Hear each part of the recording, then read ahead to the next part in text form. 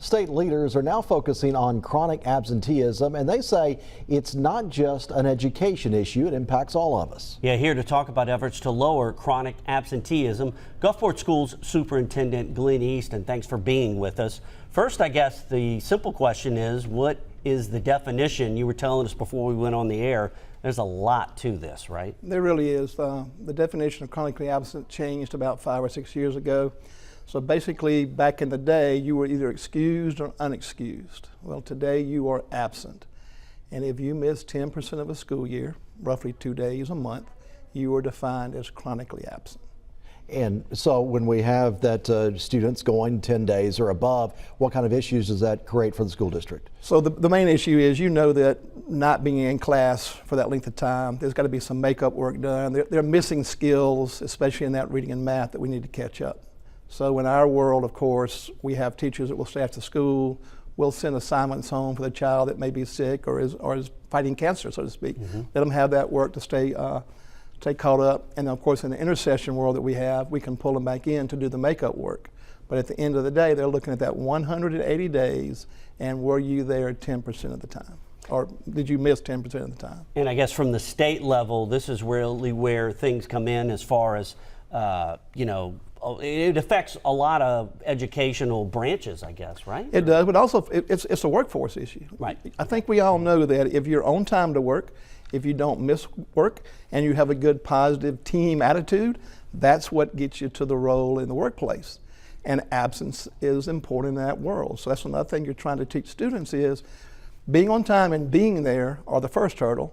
Having a good positive attitude once you're there, no matter what the work is, learn from it, but be there and be on time. Yeah, it's a tone setter, basically. Very much, very good point. Okay, so why are state leaders talking about this? I've heard Lieutenant Governor Delbert Hosemann talk a lot about it recently. Shad White, the state auditor, talked about it recently. So why are they getting involved, and what's the issue to them? I think it's the whole big piece of workforce, of understanding that when you're training the workforce, you've got to be there and be counted.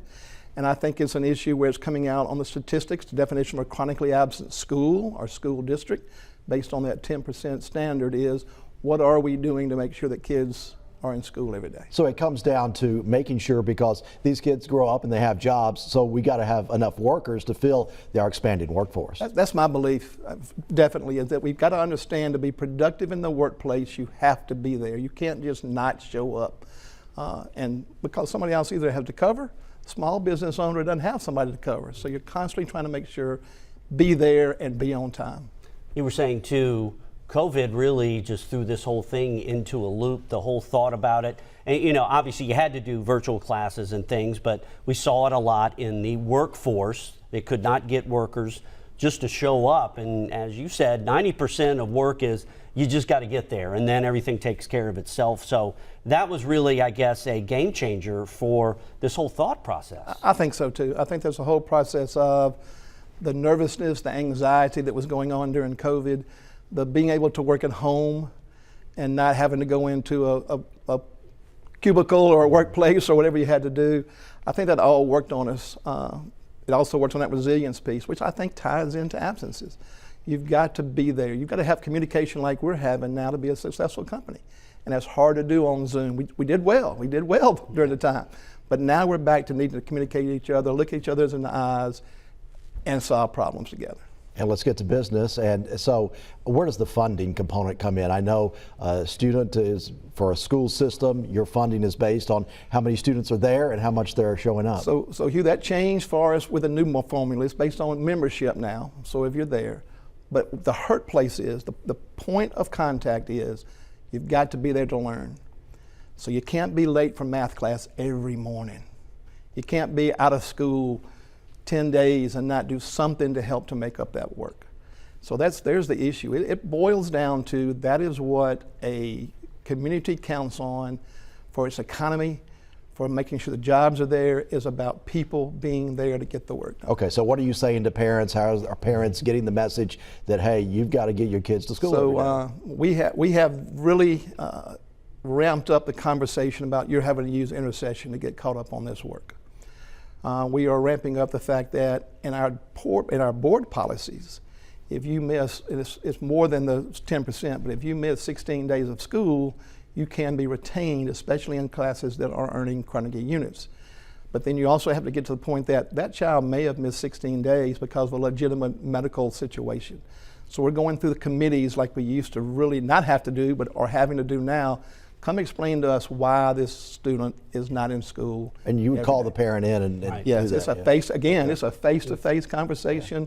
It's not an old letter that we would used to send. It's a sit down and talk to us, and we're trying to explain. All we're trying to do, productive member societies have got to be there. Kind of set that tone, like you said. Yeah, this kind of goes, I'm not going to say against, but it kind of goes against the tide of today's workplace and things with work-life balance, because we hear a lot of that in companies and that kind of thing.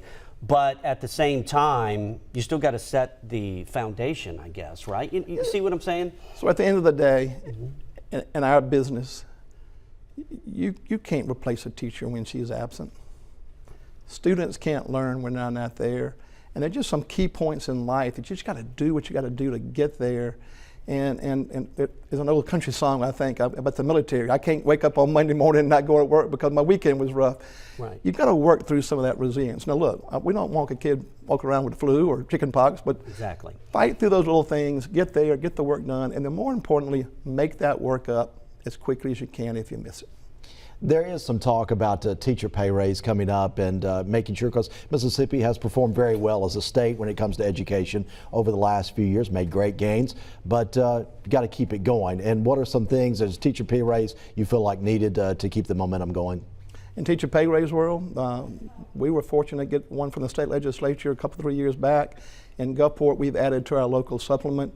You know, pay is important. Let's not forget that. But in our business, it is truly the love of those light bulbs when they go off at the end of the day. Now, nobody's going to turn away a couple of dollars here or there, don't get me wrong. Yeah. But it is really about you understanding in the classroom that there's 22 kids there.